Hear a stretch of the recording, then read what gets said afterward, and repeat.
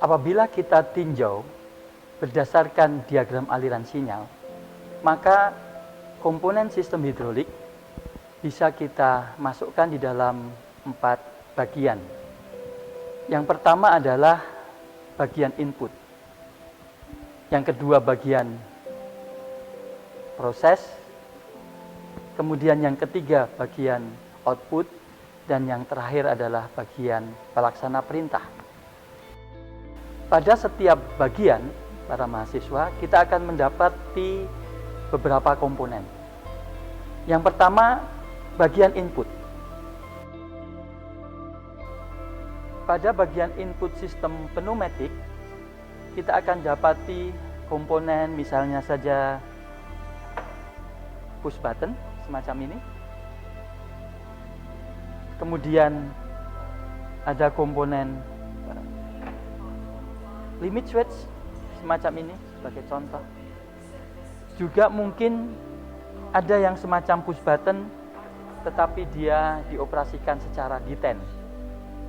Kurang lebih bedanya adalah push button ketika tombol kita tekan dan kita lepas dia akan kembali. Kalau detent tombol kita tekan kemudian kita lepas dia akan tetap berada pada posisinya. Berdasarkan aktuasinya, katup pada elemen input ini juga bisa kita bagi di dalam beberapa kelompok. Yang pertama adalah kelompok katup yang dioperasikan secara manual. Artinya katup ini dioperasikan oleh manusia, oleh tangan kita, ya seperti yang tadi sudah saya sampaikan contohnya push button ini. Ini adalah katup yang dioperasikan secara manual.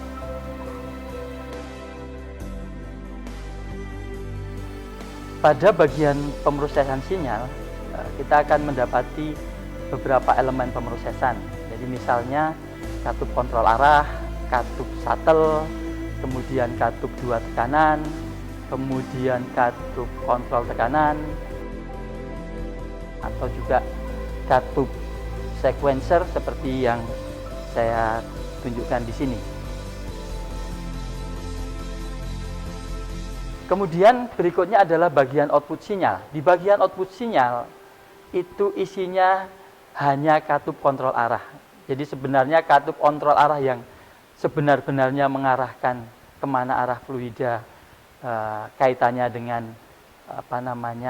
aktuator itu adalah di bagian output sinyal ini. Jadi katup kontrol final namanya ya, katup kontrol arah final. Kita bisa lihat ini sekedar contoh katup 5/2 ya, saya kira ini katup 5/2 yang berfungsi sebagai katup kontrol final. Kemudian di bagian akhir kita akan mendapati pelaksana perintah atau instruksi yaitu berupa aktuator. Ini ada 2 jenis aktuator. Yang pertama yang silinder linear ya, kemudian yang putar.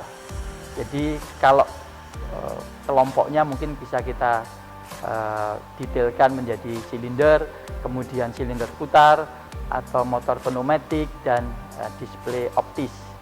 Tetapi secara prinsip sebenarnya kita lebih banyak mengenal 2 kelompok tadi, yaitu yang bergerak secara linear itu silinder, aktuator silinder, kemudian yang bergerak putar itu sering kita sebut sebagai motor pneumatik atau motor hidrolik ya, tergantung sistem yang kita pakai. Jadi para mahasiswa itulah beberapa hal atau bahan ajar yang akan kita tekuni, yang akan kita pelajari di dalam mata kuliah otomasi dan PLC. Selamat bertemu kembali pada bagian selanjutnya. Terima kasih.